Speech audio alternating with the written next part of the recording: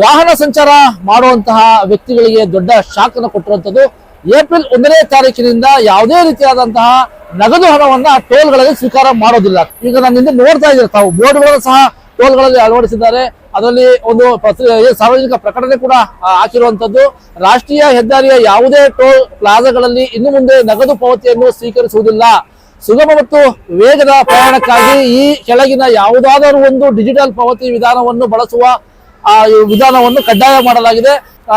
ಒಂದು single toll ನಲ್ಲಿ ಬರುವಂತಹ ಸಂದರ್ಭದಲ್ಲಿ ಕಾಸನ್ನ ಕೊಟ್ಟಂತ ಸಂದರ್ಭದಲ್ಲಿ ಡಬಲ್ ಟೋಲ್ ಗಳನ್ನ ಕಟ್ಟಿಸಿಕೊಂಡು ಆ ಟೋಲ್ ಅಲ್ಲಿ ವಾಹನಗಳನ್ನ ಸಾಗಿಸೋದಕ್ಕೆ ಟೋಲ್ ನಲ್ಲಿ ಅವಕಾಶ ಇತ್ತು. ಆದ್ರೆ ಮುಂದಿನ ದಿನಗಳಲ್ಲಿ ಏನು ಏಪ್ರಿಲ್ 1 ಅಂತ ಹೇಳ್ತಾ ಇದೀವಿ, ಏಪ್ರಿಲ್ 1ರಿಂದ ಈ ಒಂದು ವ್ಯವಸ್ಥೆ ಇರೋದಿಲ್ಲ.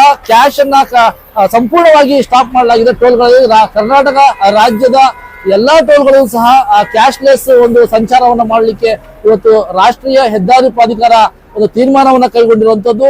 ತಾವು ಇನ್ನು ಮುಂದೆ ಟೋಲ್ಗಳಲ್ಲಿ ಏನಾದ್ರೂ ಸಂಚಾರ ಮಾಡಬೇಕು ವಾಹನಗಳಲ್ಲಿ ಅಂತ ಹೇಳೋದಾದ್ರೆ ಫಾಸ್ಟ್ಯಾಗ್ ಅಥವಾ ಯಾವುದಾದ್ರೂ ಡಿಜಿಟಲೈಸ್ ಅನ್ನುವಂತಹ ಒಂದು ವಿಧಾನವನ್ನ ಬಳಸಿ ಒಂದು ಪೇಮೆಂಟ್ ಅನ್ನ ಮಾಡಬೇಕಾಗುತ್ತೆ. ಡಿಜಿಟಲೈಸ್ ಪೇಮೆಂಟ್ ಅನ್ನ ಹೊರತುಪಡಿಸಿ ತಾವು ಕ್ಯಾಶ್ ಒಂದು ಏನ್ ಕೊಡ್ತಿದ್ರೋ ಆ ಒಂದು ಕ್ಯಾಶ್ ಅನ್ನ ಸ್ವೀಕಾರ ಮಾಡೋದಿಲ್ಲ.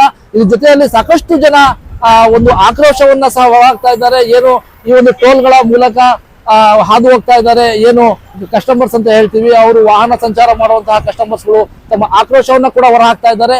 ಟೋಲ್ಗಳಲ್ಲಿ ಕಾಸುಗಳನ್ನ ಕಟ್ಟಿಸ್ಕೊತಾರೆ, ಆದ್ರೆ ಯಾವುದೇ ರೀತಿಯಾದಂತಹ ಆ ಒಂದು ರಸ್ತೆಯಲ್ಲಿ ಸುರಕ್ಷತೆ ಏನನ್ನು ಕೊಡೋದಿಲ್ಲ. ಆ ಸುರಕ್ಷತೆಗಳು ಸಹ ನಮ್ಗೆ ನೀಡ್ತಾ ಇಲ್ಲ.